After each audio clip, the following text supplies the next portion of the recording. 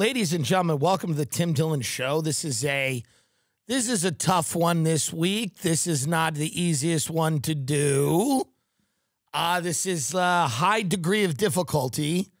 The routine, have you ever watched the gymnastics in the Summer Olympics? When they go, the routine that she will be attempting this evening has a high degree of difficulty. She stumbled many times during practice. She has a lot of maneuvers in there she's unfamiliar with, and she had some real trouble. She had real trouble during practice. Let's see if she's worked those kinks out. That's what we got today, because we've had a week. And no matter what I say about anything today on this show, somebody's going to be upset that I didn't say more, or I said the wrong thing, or I mean something different than what I said, or I don't have the facts. And if I had the facts, I'd think differently. There's no way to avoid that. I'm one of the greatest minds of our time. And watching me in real time put this together has got to be one of the greatest joys in what I imagine is a horrible life that you live on the other end of that camera. I don't know. I'm guessing some of you are doing fine, but a lot of you, let's be honest. And watching the mental dexterity, me just jumping into it, you know, no script, no talking points. Barry Weiss, by the way, was supposed to come and do the show and ghosts me at the last minute because it's been a very bad week for Israel. I think it's been a good week for her career, not for her, because I like Barry, and I know it's a horrible week for everyone that's Jewish and everyone that's been Jewish or knows someone who's Jew. I get it, but she's in demand. That's what I'm saying. Do you see, this is a high degree of difficulty. I'm still on the balance beam. I swayed a little bit. You thought I was gonna, but I'm still on it. But no, she's in demand. It's not a good week for her. It's not what I mean.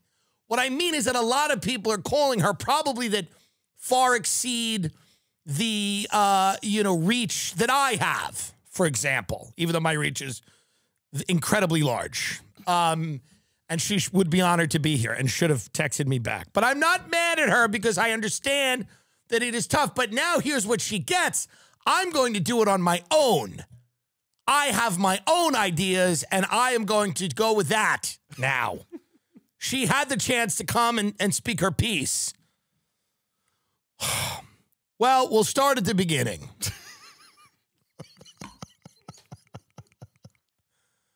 There's something called the Bible. And no,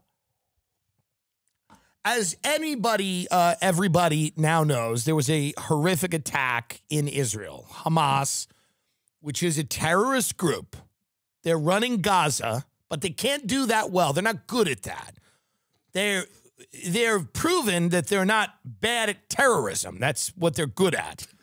But they can't run Gaza, which is I told you, folks, you've never seen anything like this. How impressed are you already? You've never even been in a room with someone capable of doing anything like what you're about to see. Hamas is a terrorist organization that was actually formed somewhat funded by Israel, because Israel was trying to discredit some more of the moderate factions of the PLO, and which is the Palestine Liberation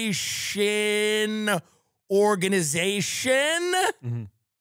So Israel was kind of funding Hamas the way that we funded Al-Qaeda when it was the Mujahideen against the Soviets in Afghanistan. We built that.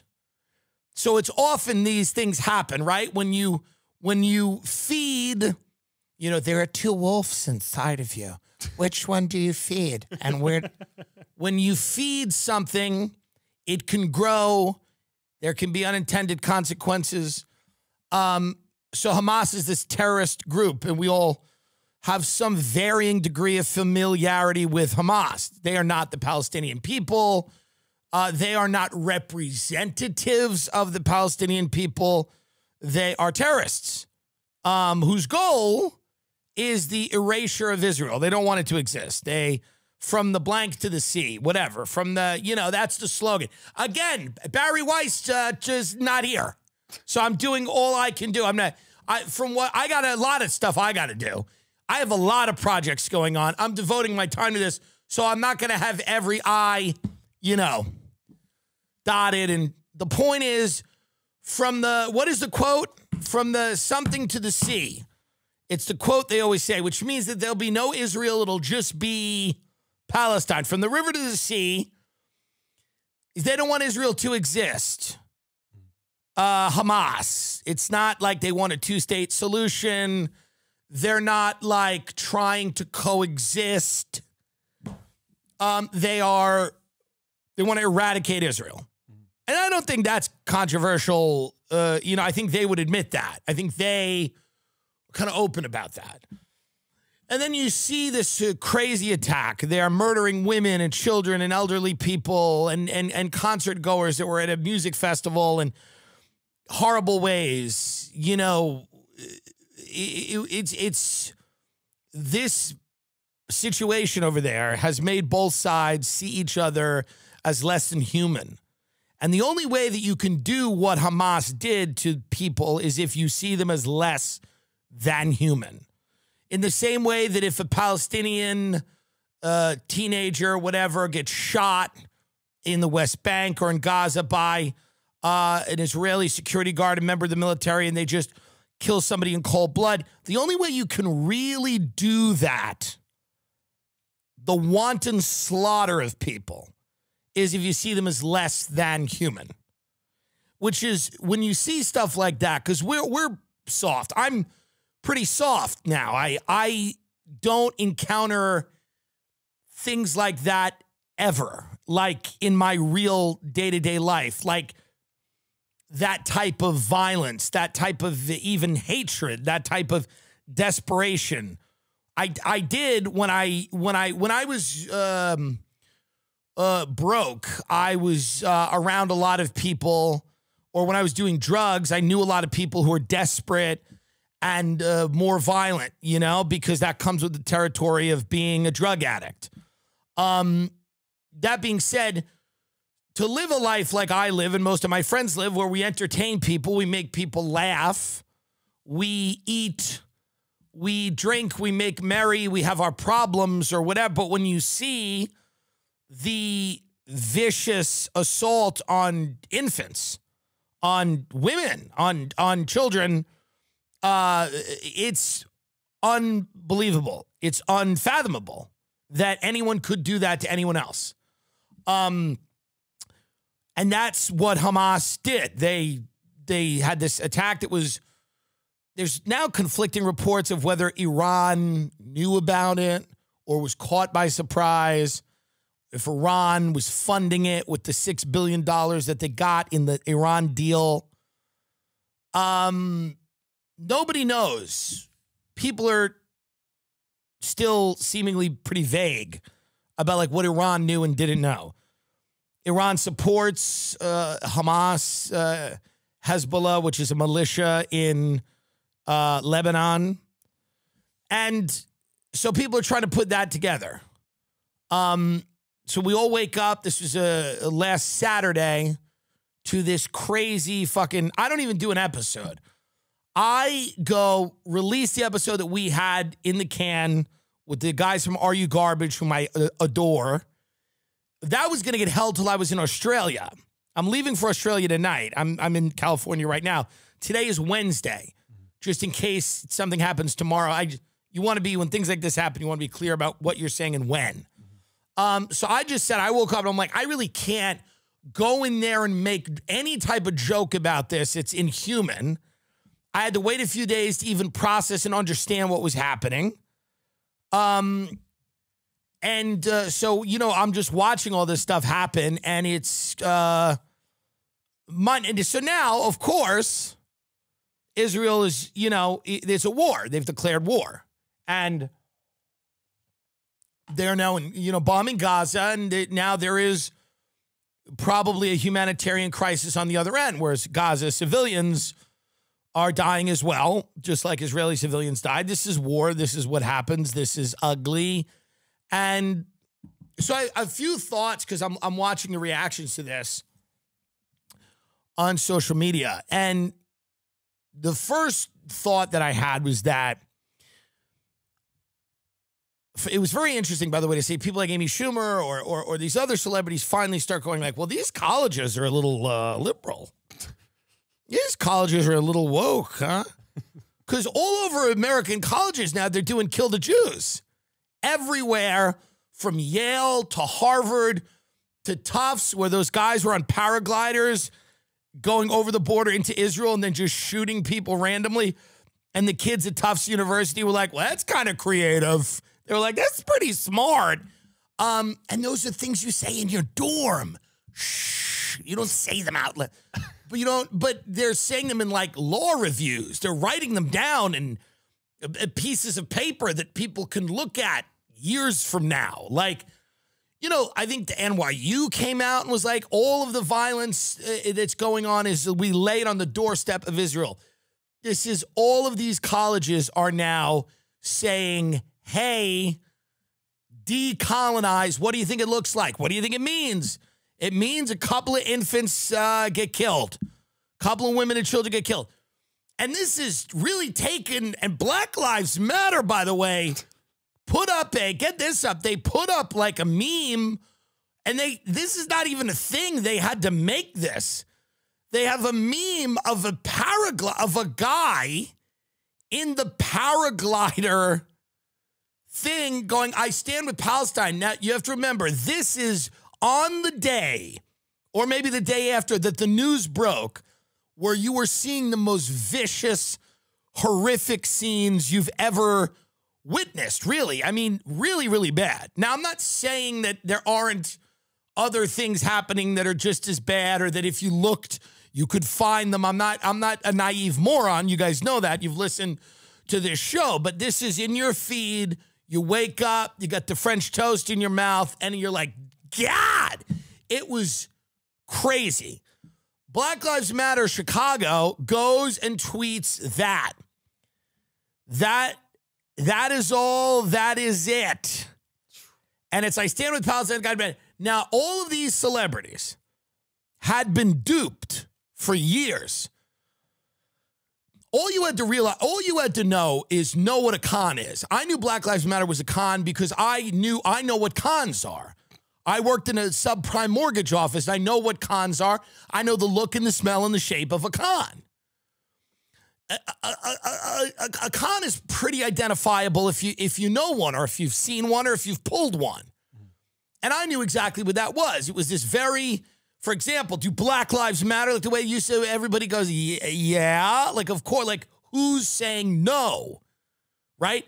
So, but then when you did the tiniest amount of research into it, it's run by these 4 women. They're all avowed Marxists, meaning that they don't believe in anything that people, purport to believe in this country. They think the nuclear family should be abolished and eradicated in favor of the government socially engineering and managing everybody's life. That was on the BLM website front page. But none of these celebrities went there.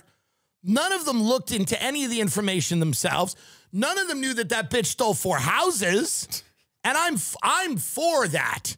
But that bitch bought a bunch of houses with the money that should have went to people's families who died in shootouts with the police. So it's always been a scam. And the things that they've believed, they've concealed them with a very friendly, and non-controversial fucking, whatever you want to call it, logo, which was like Black Lives Matter. Now the mask is kind of off. They're tweeting, we're with Hamas, essentially. You know, I stand with Palestine. Now, you can stand with Palestine, the idea that they should have a state, the idea that you should have a 2-state solution, the idea that the settlements are crazy. I'm going to go into that in a minute. But the idea that you would tweet this the day after And now all of these celebrities, and I know some of these people, and again, they're genuinely befuddled. They're confused. They don't get it. I immediately get. I'm shocked they did that. I wouldn't have. I don't know who at the meeting said, let's tweet that. But immediately I'm like, yeah, you didn't know what they believed? You didn't know what they really thought? But these people did it. So all of these people now, like I saw Jessica Seinfeld did an Instagram post today. She's like, these universities are liberal. And I'm like, okay, hello, Jordan Peterson. Welcome to reality. Like, welcome to the reality that most people live in. Anybody that pointed out that college kids had gone a little nuts over the past 4 years was harangued by these people. They were called a boomer, out of touch, a racist, a white supremacist, a xenophobe, a transphobe, a homophobe. All of these people were like, if you can't get on board with college kids, they're always right. Every single person I know was right in college. When have they ever been wrong? All my comedian friends on Twitter, my writer friends that now live in tents, they were going, when were college kids ever wrong? They're always on the right side of history. Why don't you get with them? And now the college kids are literally in college going, kill the Jews, kill the Jews. And now all of these people that gave these organizations money, this is a little embarrassing, huh? Awkward. It's a little strange. All these people in real time, they're having like this weird awakening moment where they're like, oh, okay. Because remember how simple everything was during 2020, how simple and easy it was. It was the wrong side of history and the right side of history. Part of the problem, part of the solution. Took a page out of the Bush Doctrine, good or evil, with us or against us. Now, people are starting to go, wait a minute, these college kids are a little out of control. They're a little out of control. Again, this says nothing about the political reality of the situation, which is not good. Very difficult, folks. You can see right now on the floor exercise what Mr. Dillon excels at is artistry. He's the artistry of what he does sometimes is more than the technical, and sometimes the judges actually give him some points for that. He's actually puts on a real show for the crowd. He puts on a real show for the crowd, and you could see the crowd getting into it. He hasn't really completed the same type of technical feats that other people have, but he really puts on a show for the crowd, and he reminds them that he is a performer. Israel is, the problem with Israel kind of has always been, they've never been like, hey, here are the borders, here's where we're at. They kind of have always been a little cute with their borders. They expand, they build settlements, they go into areas where Palestinians can take deeds out and go, I've owned this property, I've owned this land, I've been here forever, and they evict Palestinians, and Palestinians are now homeless, and they're impoverished, and this is a huge problem, and a lot of people are against this.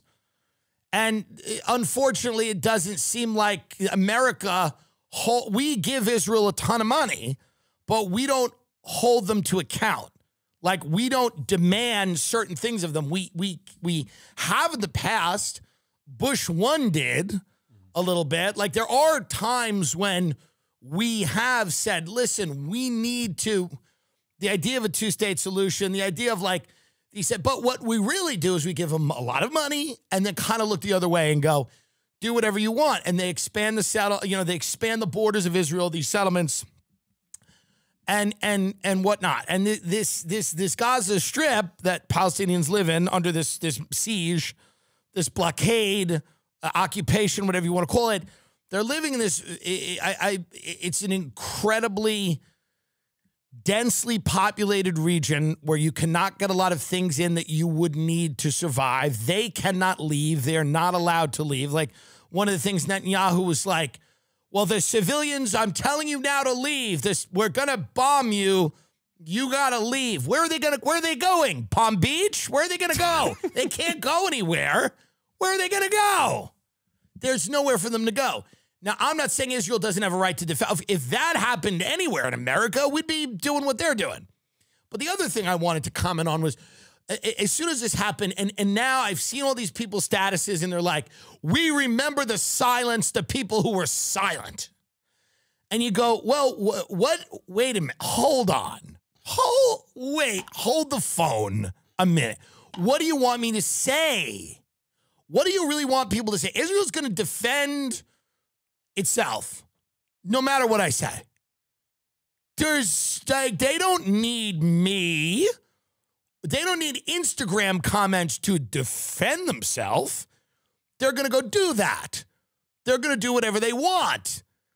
And I understand after a heinous attack like that, there's justification for what they do. Now what they do and how far it goes, you can evaluate, whatever. But this whole idea that everybody needs to speak up and be heard and be counted, no, you don't know what people are going to say. Listen, let people stay quiet. It's actually good. Even if they agree with you. If people agree with you, still have them shut up. They might hurt your cause. They might hurt your cause. I've seen a lot of pro-Israel people not help recently. I checked in. I check on all the social media sites, see what's going on. And I know a lot of my Long Island friends are like, they should just genocide them all over there. And it's like, that's just not helping. But they're pro-Israel. So the people that agree with you sometimes are often the people you want to go, shh, shh.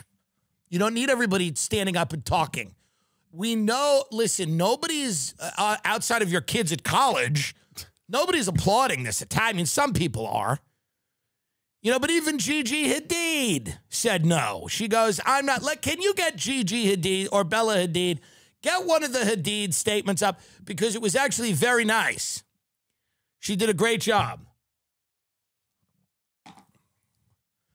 My thoughts are with those, it's too long. Here's my point. I'm not doing this whole thing. She's saying, hey, you can't do it. But she's also saying, she's kind of doing what I'm doing.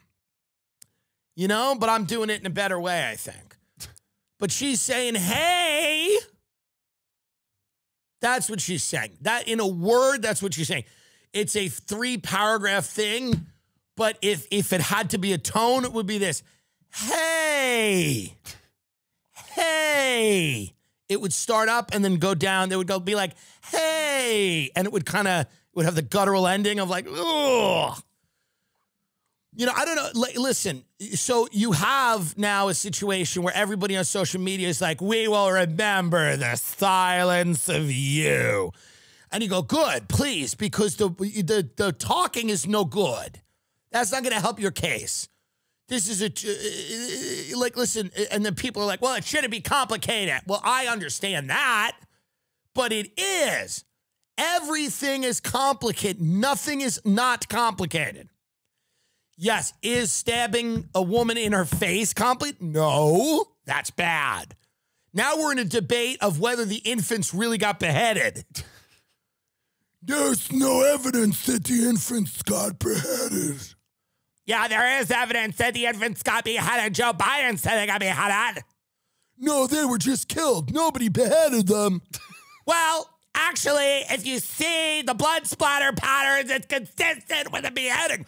No, no one got beheaded. It's like in Iraq when they said babies weren't incubated. And this goes on all day. These are the people you want speaking up? These are the people you want talking? The people who were 50 paragraphs on whether the kids got beheaded or not?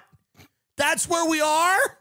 And if they are beheaded, why it was kind of maybe a little necessary. Well, the beheadings may have happened, but what? So these are all the people that you want adding their voices to the great chorus? The last thing you want is people talking about this. Shh, quiet down. Quiet down. Especially Israel, because they're gonna have to go in there. They're gonna do a little stuff in there now, Gaza. They're gonna get what? Now this is awkward for me. The man who planned this whole thing, Daif, get him up. I think his name is Mohammed. I don't know if his last name is Daif. They call him the guest. He's the head of Hamas. He's the head of Hamas. And he's like they call him the ghost. The guest, the ghost, whatever. The ghost because they can't get him. Mohammed Daif, secret of Hamas commander known as the guest, is Israel's prime target in this war. This is a guy they have not been able to find forever. Forever. Over the past 2 decades, Israel has tried to assassinate Mohammed Daif several times, maiming him in attacks and killing his wife and baby son. The commander of the armed wing of Hamas on Saturday inflicted in return one of the deadliest ever Palestinian blows on Israel. The brutality of the attacks by Izz ad-Din al-Qassam brigades, directed by Daif, have shocked, even hardened Israelis. Militants mowed down revelers at a music festival, murdered entire communities of people on the Gaza border. We know that. There's little doubt, though, that Daif is now in the crosshairs of the Israelis. On Wednesday, Israeli airstrikes hit the home of one of his family members, killing his brother and his brother's wife and children, according to Palestinian media reports and people in Gaza. A spokesman for Hamas didn't respond to a request for comment. In the end, we will get not only him, but the entire leadership of Hamas. So they're going after this guy. And I'm not even saying this, he's renting my house in Austin. And has been for literally 8 months, and is actually a good tenant, to a point where I don't know if I'll call. I don't know if I'll call because he's actually been fine. He mows the grass, like he's a man of faith. He's quiet. No, I don't know if they'll get him, but that's who they want. He's the guy that planned this whole thing. They'll probably get him. They're going to get everybody. So it's an ugly reality now where is anyone ever going to be able to peacefully live over there together next to each other, 2-state solution, anything? Is anybody ever going to be able to live over there in a way that people can, is it ever going to happen? Maybe it will. Maybe it will. But it looks like this is kind of a line in the sand here, where it's going to get increasingly difficult. And this war, we're only a few days in. Yeah. More stuff's going to happen. So, I mean, they're calling for this Hamas Day of Jihad on October 13th. I'll tell you one thing that's safe, American colleges. Nobody's killing those kids. That's little Hamas over there in Tufts. These kids just want to be cool. They're weird asexual freaks. They take pills all day, and then they see these guys on paragliders going in and killing people, and these kids are like, fuck, I just want to do something. That's the problem. And finally, people are starting to realize that, like, what they are teaching in college, it's not about per se Palestine or Israel, but what they are teaching about what is tolerable and justifiable violence is wild. And people are now kind of just coming around to that. This idea that during, the 2016 election, it was go punch a Nazi, punch anyone that disagrees with you. Find somebody who disagrees with you, you can attack them. Words are violence. Respond in kind. Respond with violence. Conservative speaker shows up on campus. You don't like that? Try to kill him. Ben Shapiro, all these little guys. Ben Shapiro's like, 120 pounds, soaking wet. He walks into a room, and the entire college of people is trying to kill the guy. And then people on the left said, this is okay. Well, where do you think these kids get these fucking ideas? Somebody goes to a college to speak, and they're allowed to go and physically intimidate them and threaten them and attack them violently. And everybody in the media goes, well, that's good. And then something like this happens, and everybody's shocked that these kids think this is a great thing, that this is actually a justifiable thing to slaughter people like this. Yeah, so everybody, October 13th, they're saying is the day. I don't know what.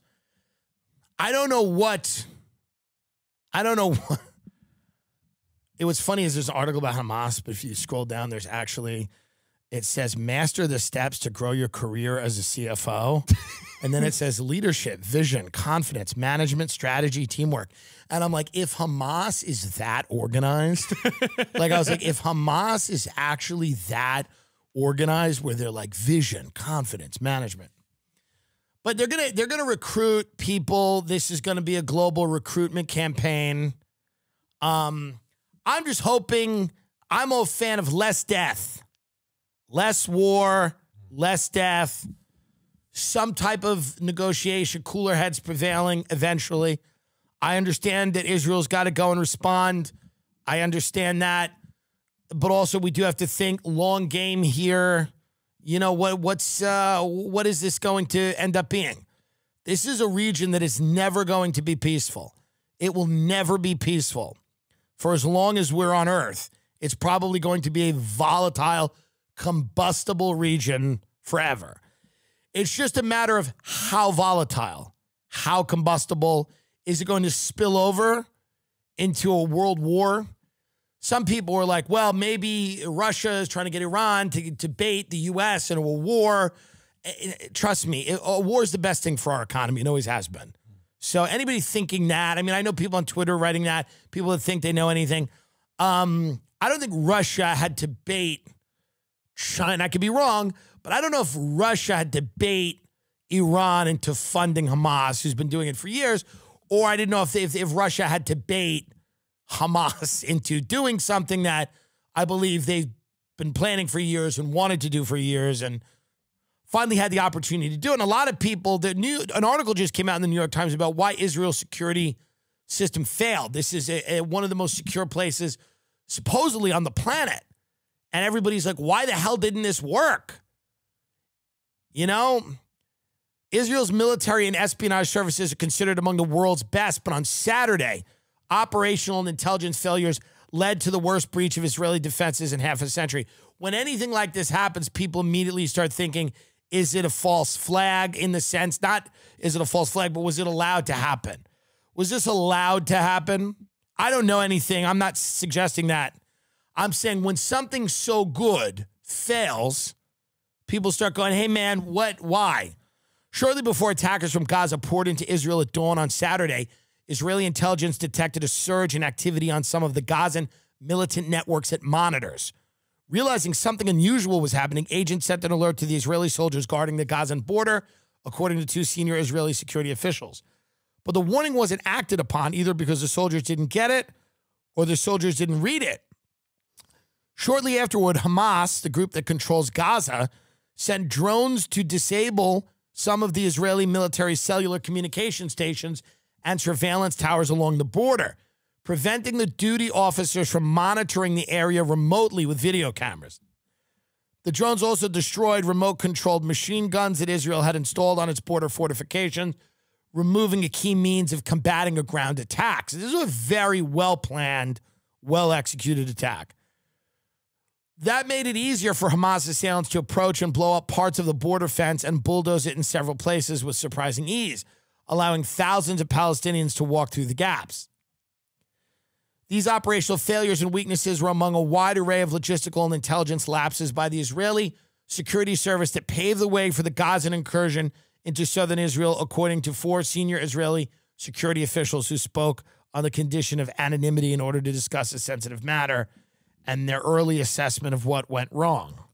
So they had a good day. This is Hamas having a good day.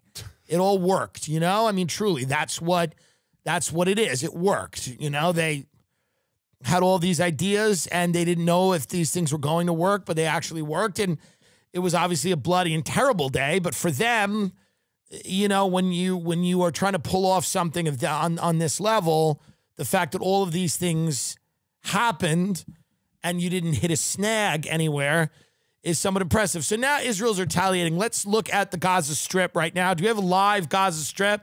Do we have anything live we can pull up? See where, because the Gaza Strip is not doing well.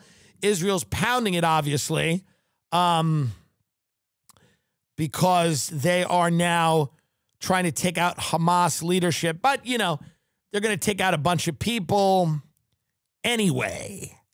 There's going to be a lot of civilian casualties, a lot of kids, which is hard This is the tough part.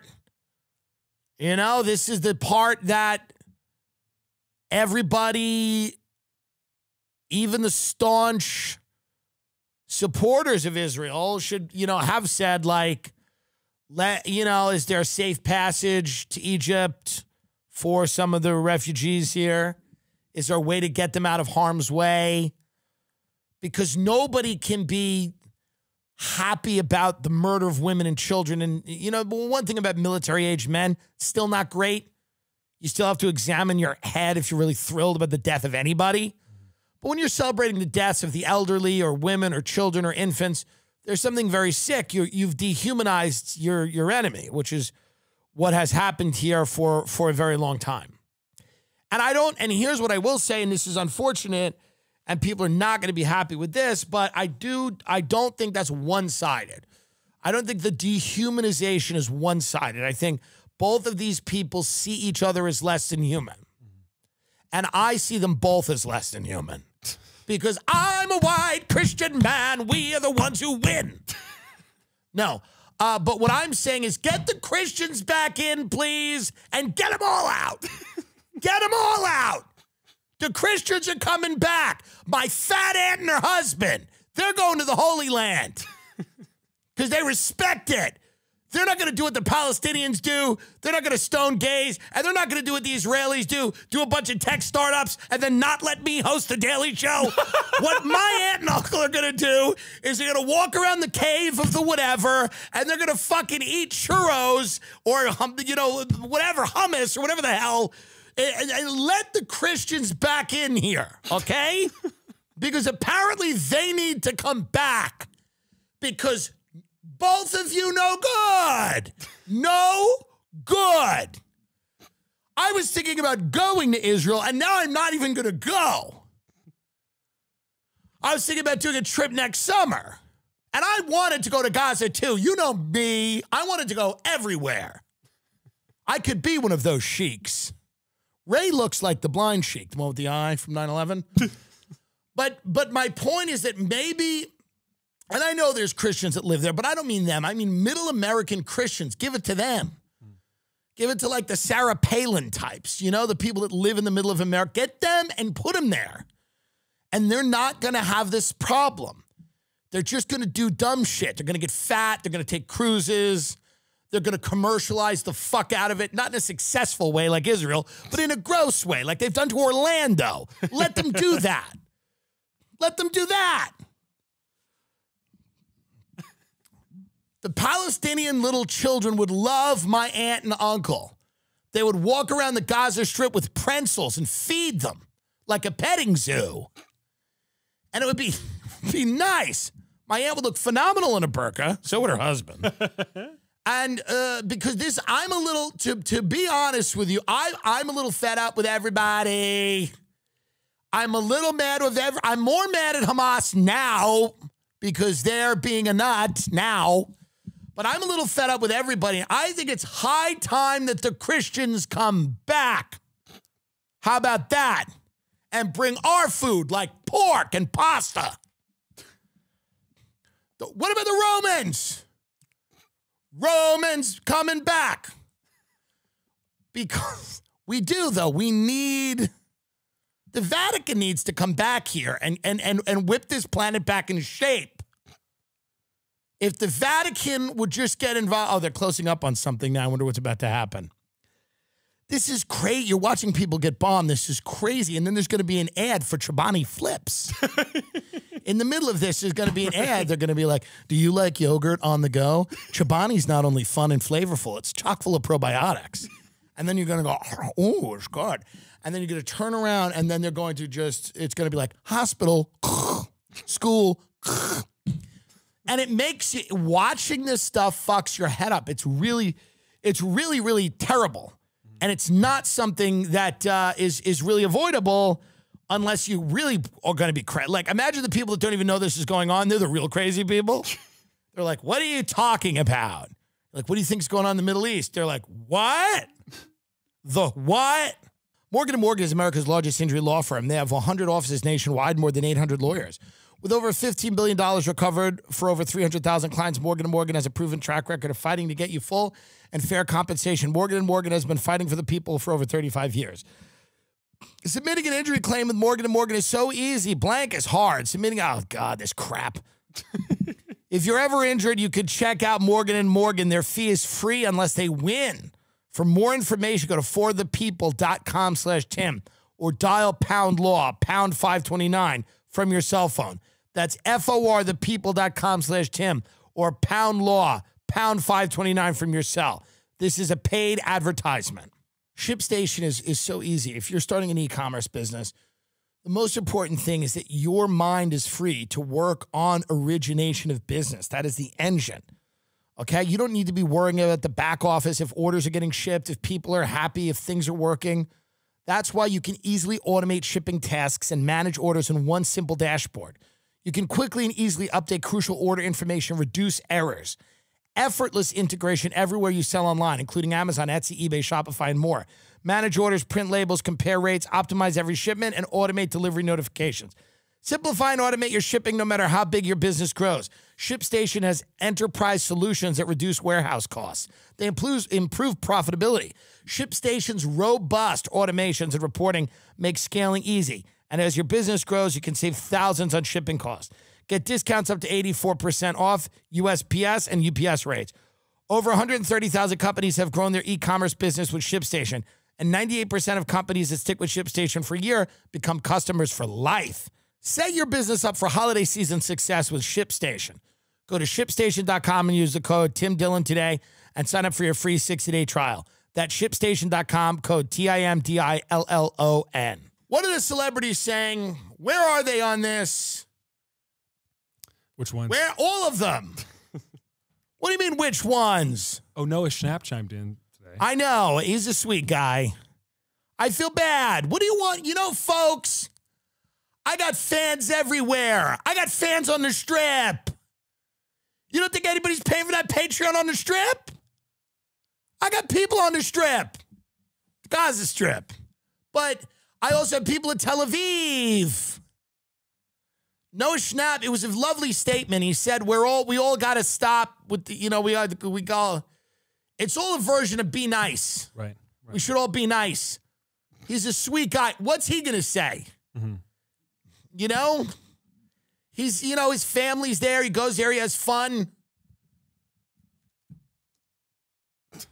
Mia Khalifa, the porn stars out there, getting a pussy in a paraglider. I mean, it's... A lot of them are putting out statements and then retracting them, like the one I did on my Instagram that was really funny, which is like literally this is the way celebrities talk. Go to my Instagram page, because this is like what celebrities, when they talk, this is what they sound like. Mm-hmm. Because literally, not all celebrities, some of them are quite smart, but a lot of them are incredibly dumb, and you don't know how dumb they are. You would lose faith in everything immediately if you knew how dumb people were. But there exists an apparatus of people to prevent you from ever finding out how dumb they are. That's the thing. Everyone thinks they're evil, and some of them are, but a lot of them are just dumb. Like, finding out a few of them are evil is, people live with that. They go, yeah, they're diabolical? Okay. But finding out how genuinely stupid a lot of them are. They're so rich and so successful, but I mean, God, are they fucking dumb? That would disturb me. That would bother them more. And this is the way they talk. And I kind of parodied this. I'm like, I've been thinking a lot about the events of the last few days, and I am disgusted by the hatred.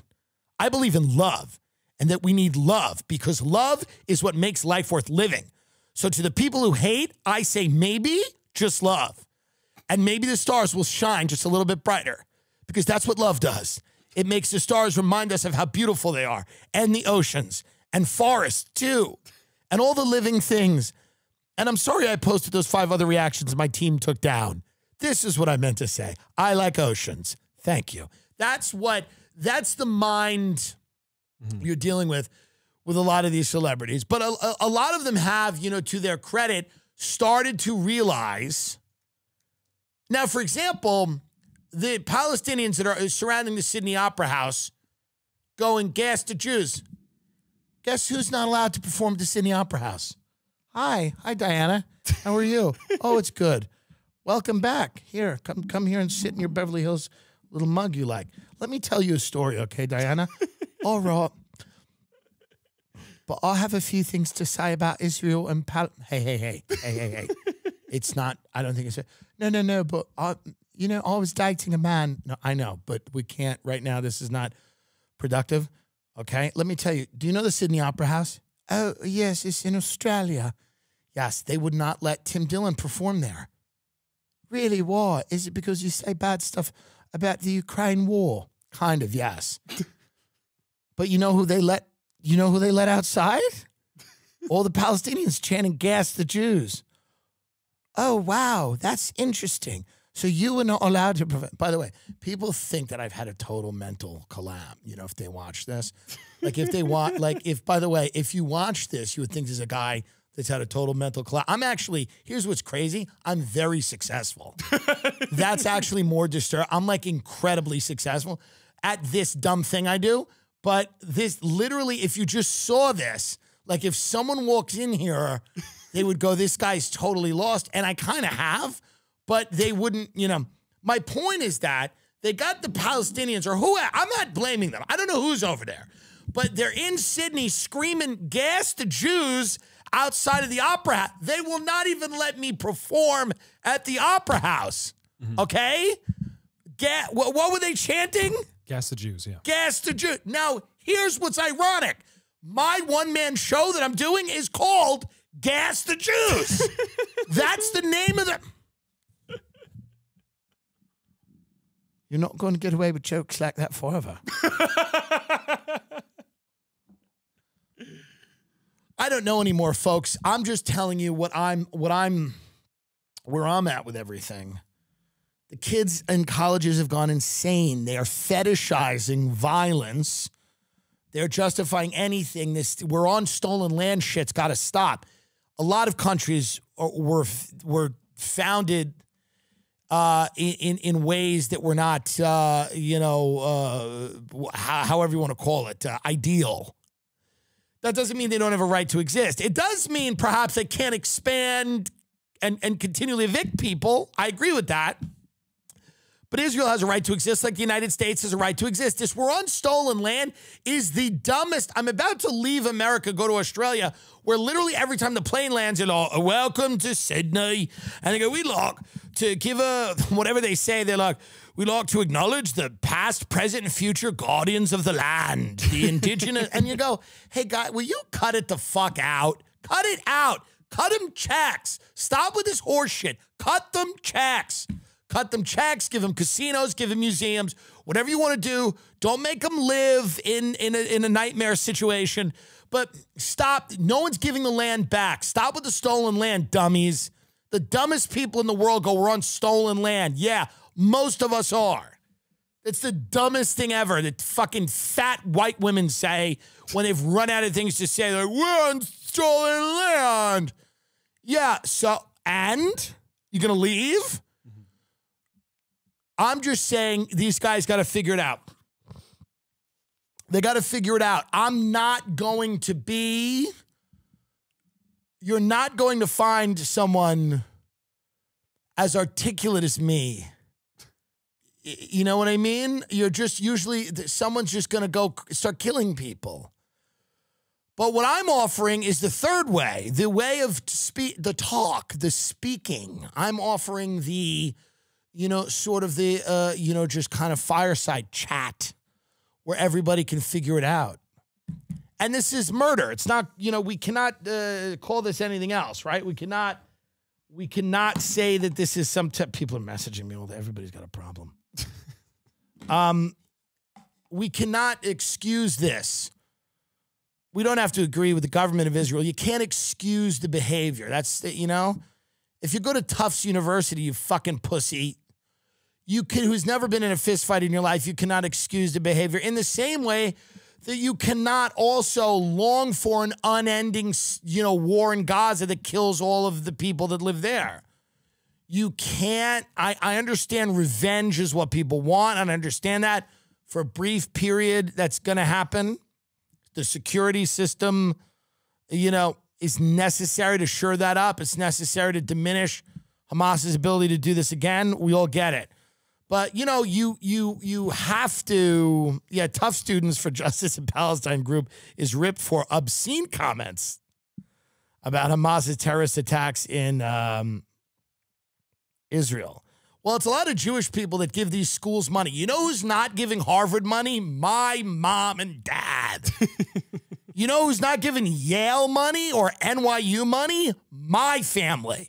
So all the Jewish people that give these motherfucking people money, maybe put your wallet back in your pants. How about that? That might work. Because there's not going to be, that's who you're getting the money from. You know, they're not getting it from me. I dropped out of community college, as you may have noticed by this 45-minute up and down rant. What he's done here with this routine, which is kind of really just a technical thing that he does, is he's spaced out these maneuvers quite far from each other. So it really gives the judges a chance to enjoy each one of them on its merits.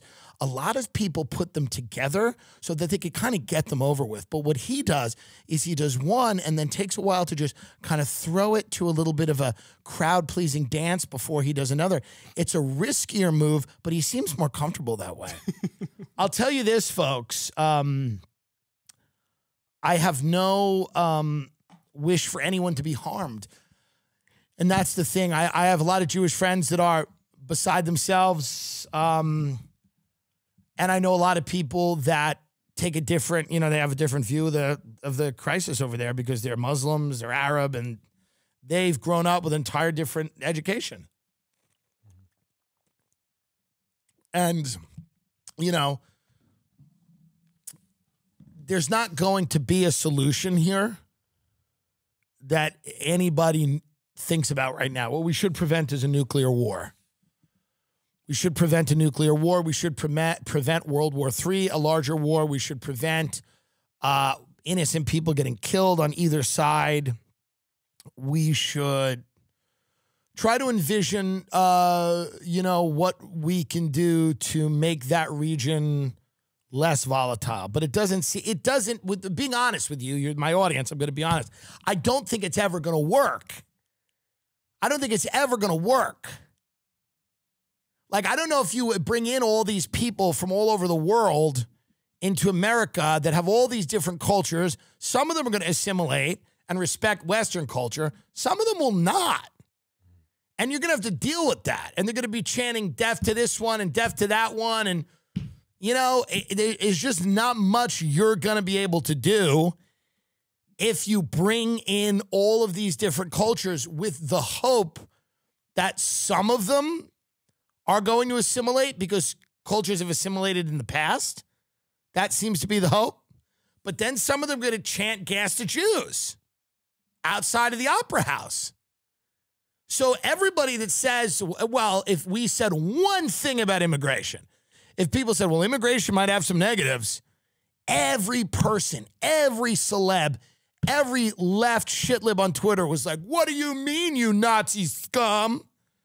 And they were like, no, everybody comes to these places for the same reason. Because their daughter wants to see Barbie. Like, and then fast forward, some of those people are chanting gas to Jews outside of a opera house. Are they being good Australians? It hasn't been a stellar week for multiculturalism. It just hasn't been. It doesn't mean there can't be better weeks. There can be some good weeks. This has not been a great week for multiculturalism. Doesn't mean that it's a completely doomed project. It means that you're just going to live with some level of it not working out quite as well as you thought. It's like a marriage. It's just not going to work out quite as well as you thought. Because when you're high and you're just tweeting and you're like, everyone's coming to my country to listen to my cunt, which is what all these people thought. Everybody thought everybody was coming here. They want to see you two at the Sphere, just like we do. And then some of them actually just wanted to go and chant gas to Jews. That's what some of them wanted to do. Was that a test when everybody came in?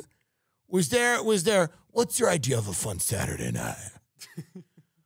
Are you a homebody, or do you want to go outside the opera house and yell, gas the Jews? Just live with it not working out quite as well as you thought.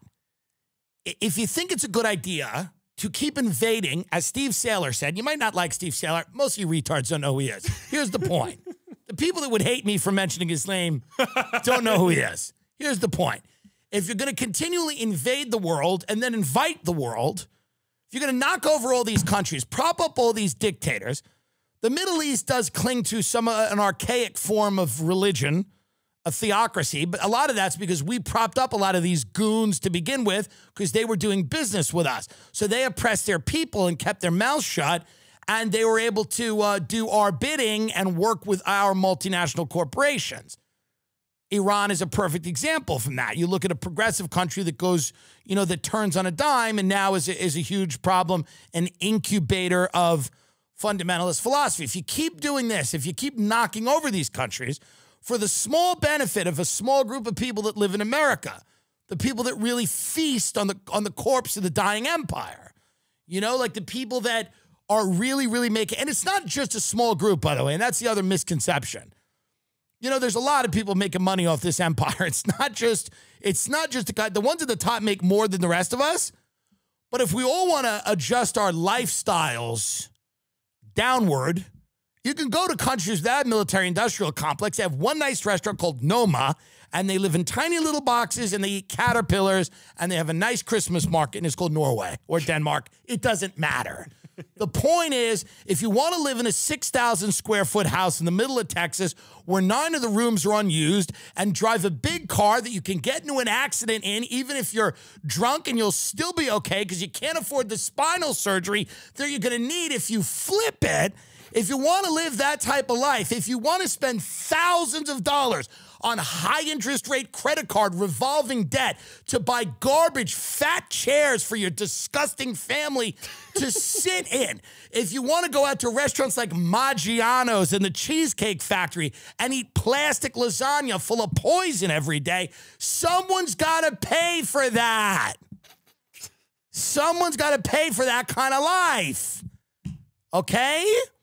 And it's not just the people at the top that take a lot of the spoils of the way we've lived. But if you're going to keep going out into the world and knocking these places over and then inviting everybody in and hoping it works out and going, well, it might work. Well, it might work. Well, it'll be an adventure. It'll be an adventure. And then keep making movies, that romanticize whatever.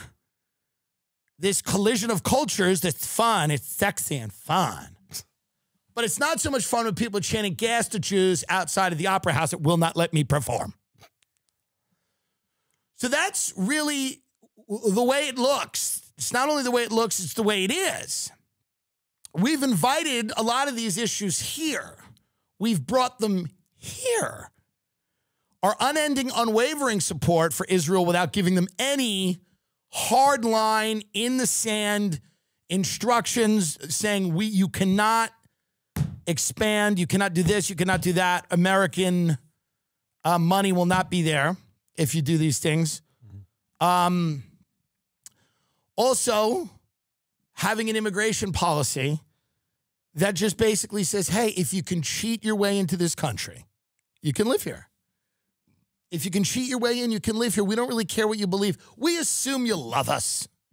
We assume you love us and everything we love. That's why you're here. We assume you love us, that you're coming because you love us. That's what we assume because we're narcissists. No matter what we are narcissists, and it is impossible to believe that you wouldn't be coming here just loving us. Don't you love us?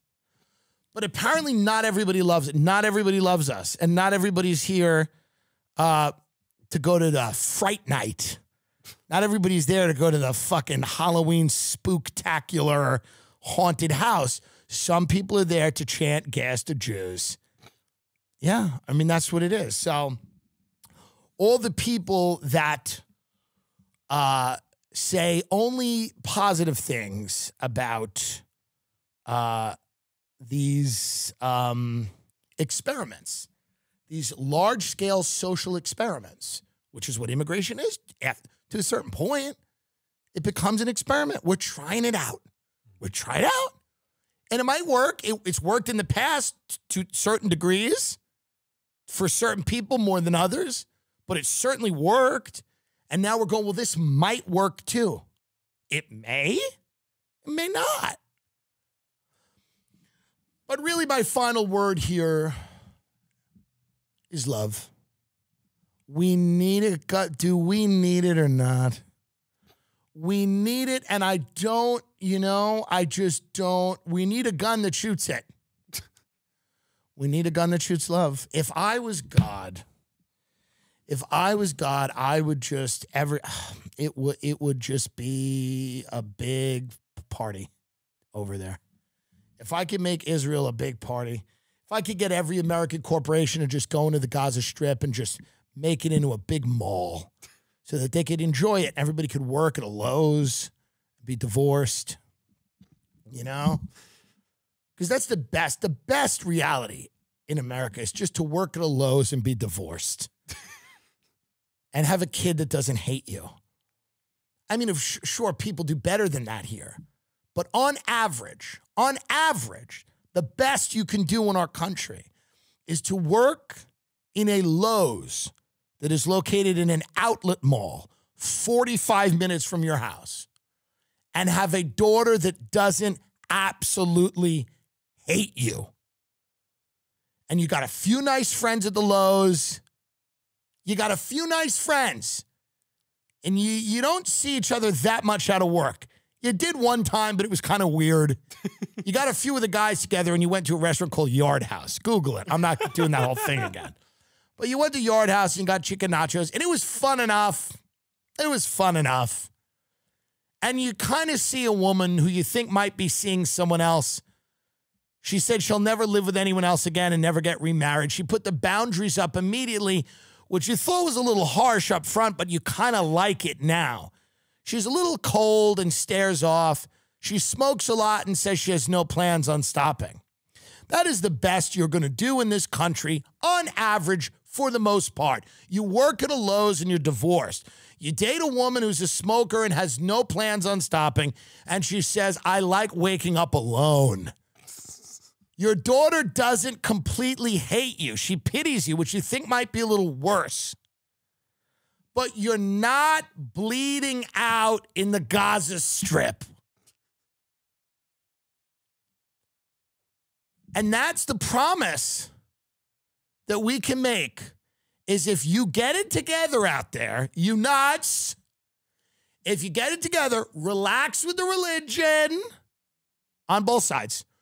Relax with all the weaponry. Relax with the killing. If you're lucky, one day you will be driving alone 45 minutes to work in a Lowe's. Your daughter will call you. She will say, I'm going away for the weekend, but I'll call you when I get back. I really miss you. I love you, Dad. You will say, thank you, honey. You will put your phone down. That smoker, that woman you're dating, will also call you. She'll say, I'm around tonight. That's as romantic as she gets. And you'll put your phone down. And you'll think to yourself, you know what? It's not that bad. And you'll never see the teenage driver coming. You'll never see the teenage driver coming. You'll smile thinking about your daughter and the somewhat mediocre sex you'll have with that whore later on. You'll never see that teenage driver coming. You'll hear the smack, and you'll feel the glass, and a few of those shards of glass will get into your smile. But you went out nice. You went out good. And they'll wonder where you are tonight at Lowe's, but they won't call you. They won't call you Your phone won't ring. And you knew they wouldn't call you. As you lay there dying, you go, they won't call. They'll just think it's one of those nights. That's the American win. So if you get your fucking act together out there in the desert, you could have that.